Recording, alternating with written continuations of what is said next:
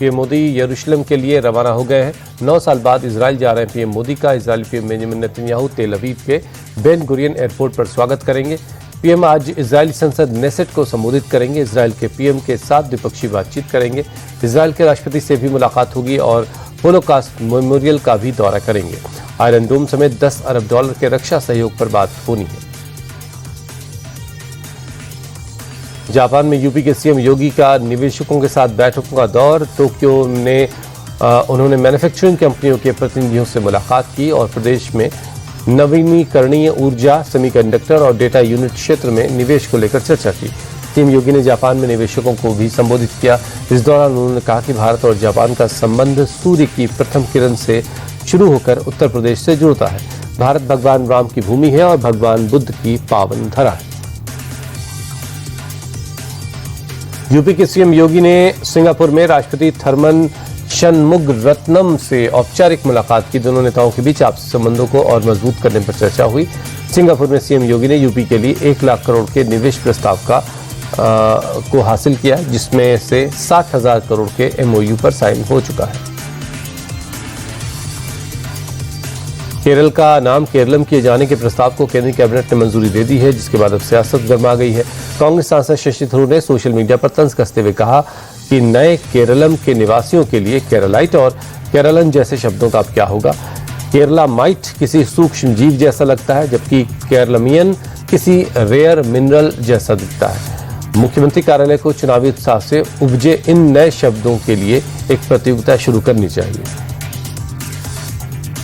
केरल का नाम केरलम करने को लेकर पश्चिम बंगाल की सीएम ममता बनर्जी ने एक बार फिर बंगाल का नाम बांग्ला किए जाने की मांग की है।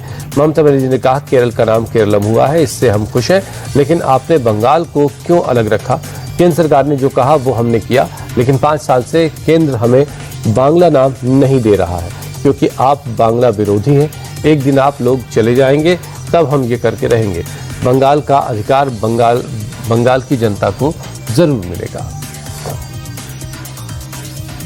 मध्य प्रदेश के धार में स्थित भोजशाला को लेकर एएसआई रिपोर्ट में खुलासा हुआ। रिपोर्ट में दावा किया गया है कि भोजशाला में मस्जिद का निर्माण मंदिर के बाद हुआ है। रिपोर्ट के मुताबिक पुराने मंदिर के हिस्सों का इस्तेमाल करके मस्जिद बनाई गई। एमपी हाईकोर्ट के इंदौर खंडपीठ ने रिपोर्ट को पक्षकारों को सौंप दिया है। 2 हफ्ते के अंदर आपत्तियां, सुझाव और सिफारिशें देने के लिए कहा गया। मामले की अगली सुनवाई अब 16 मार्च को होगी। हरियाणा के आईडीएफसी बैंक फर्स्ट बैंक घोटाले के मामले में विजिलेंस ने बड़ी कार्रवाई करते हुए ऋषि समेत 4 लोगों को गिरफ्तार किया है। पुलिस जांच में पता चला कि मास्टरमाइंड रिभव ऋषि इससे पहले आईडीएफसी फर्स्ट बैंक का मैनेजर रह चुका है। रिभव ने ही अपने साथियों के साथ मिलकर हरियाणा के सरकारी डिपार्टमेंट के खातों में 590 करोड़ रुपए निकाले थे। गिरफ्तार आरोपियों में मास्टरमाइंड रिभव ऋषि, अभिषेक सिंगला, अभय स्वाति शामिल है।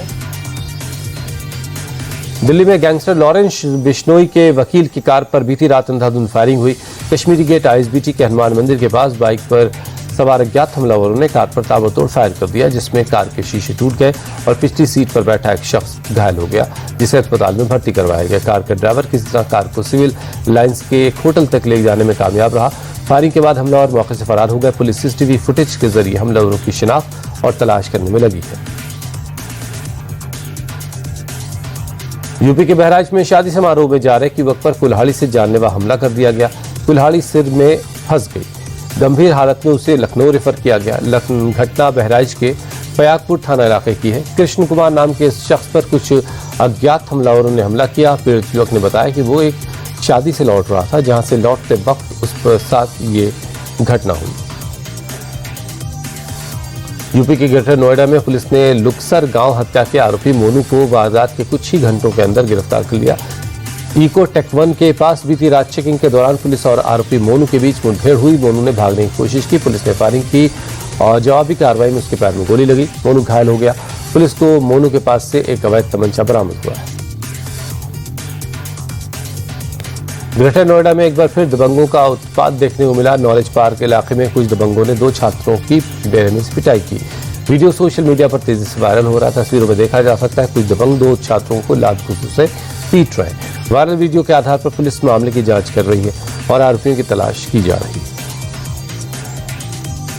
गाजियाबाद के मसूरी में बीती रात पुलिस और बदमाशों के बीच एनकाउंटर के बाद एक शूटर गिरफ्तार कर लिया गया। पुलिस ने बाबू नाम के जिस शूटर को गिरफ्तार किया वो रंगदारी और अपहरण के मामले में फरार चल रहा है। रहे कुख्यात अनिल दुजाना और बलराम ठाकुर गैंग का है। मुठभेड़ में शूटर ने पुलिस टीम पर फायरिंग कर दी थी, जिसके बाद पुलिस की जवाबी कार्रवाई में आरोपी के दोनों पैर में गोली लगने से वो घायल हो गया। यूपी के कानपुर देहात में होली से पहले तेल फैक्ट्रियों पर खाद्य सुरक्षा विभाग ने बड़ी कार्रवाई की। ज्वाइंट कमिश्नर लखनऊ के नेतृत्व में 35 सदस्यों की टीम ने खाद्य तेल की 4 फैक्ट्रियों पर छापेमारी की। फैक्ट्रियों से करीब 30,000 लीटर खाने के तेल को सीज किया गया। प्रशासन के मुताबिक होली के मौके पर डिमांड ज्यादा होने की वजह से बाजार में मिलावटी तेल को बड़े पैमाने पर खपाया जाता है। मिलावटी तेल को लेकर ज्वाइंट कमिश्नर लखनऊ ने लोगों से अपील की पैकिंग की जांच पड़ताल के बाद ही सामान खरीदें। यूपी के मैनपुरी में हाईस्कूल और इंटरमीडिएट की परीक्षा में नकल करने वालों और नकल करवाने पर एसटीएफ ने नकेल कस दी है। एसटीएफ ने सामूहिक नकल करवाने वाले 6 लोगों को गिरफ्तार कर किया है। सॉल्वर गैंग की मदद से 5,000 रुपए में खुलेआम नकल करवाई जा रही थी। नकल करवाने में कॉलेज का प्रबंधक, उसका बेटा और टीचर शामिल हैं। सॉल्वर गैंग के सदस्य पैसे लेकर पेपर सॉल्व कर रहे थे। कॉलेज के प्रिंसिपल की मिलीभगत से नकल करवाई जा रही थी। लखनऊ के ठाकुरगंज में एक शादी में बग्गी चालक की जमकर पिटाई कर दी गई। बताया जा रहा है कि दूल्हे की एंट्री के समय किसी बात को लेकर कहासुनी हुई। इसके बाद कुछ बारातियों ने बग्गी चालक को बेरहमी से पीट डाला। हालांकि मौके पर मौजूद लोगों ने बीच बचाव कर उस मामला शांत करवाया। पिटाई का वीडियो अब सोशल मीडिया में तेजी से वायरल हो रहा है। बिहार के भागलपुर में भीषण सड़क हादसे में 4 लोगों की मौत हो गई, जबकि 11 लोग जख्मी हो गए। यह हादसा राष्ट्रीय राजमार्ग 31 पर हुआ, जब एक बेकाबू बस ने एक मैजिक और एक ऑटो को सामने से टक्कर मार दी। टक्कर इतनी जोरदार थी कि दोनों छोटी गाड़ियों के परखच्चे उड़ गए और 4 लोगों की मौके पर ही मौत हो गई, जबकि 11 और लोग जख्मी हो गए, जिसमें से 5 की हालत गंभीर बताई जा रही है।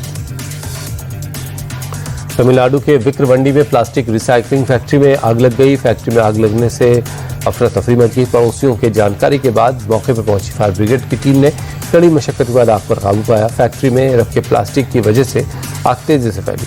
आग से किसी तरह की जान का नुकसान नहीं हुआ, लेकिन फैक्ट्री में रखा लाखों का सामान जलकर खाक हो गया है। महाराष्ट्र के छत्रपति संभाजी नगर में कल रात हुए विवाद के बाद 2 गुट आमने सामने आ गए। दोनों तरफ से जमकर पत्थरबाजी हुई। बताया जा रहा है कि विवाद बकरे और कुछ पैसों को लेन देन को लेकर के हुआ, जिसके बाद इसमें लोकल नेता भी शामिल हो गया और उस विवाद काफी ज्यादा बढ़ गया। दोनों तरफ से हुई पत्थरबाजी में कई लोग जख्मी हुए। इस घटना के बाद स्थानीय पुलिस ने मौके पर पहुंचकर हालात को संभाला। 13 लोगों को हिरासत में भी लिया गया है।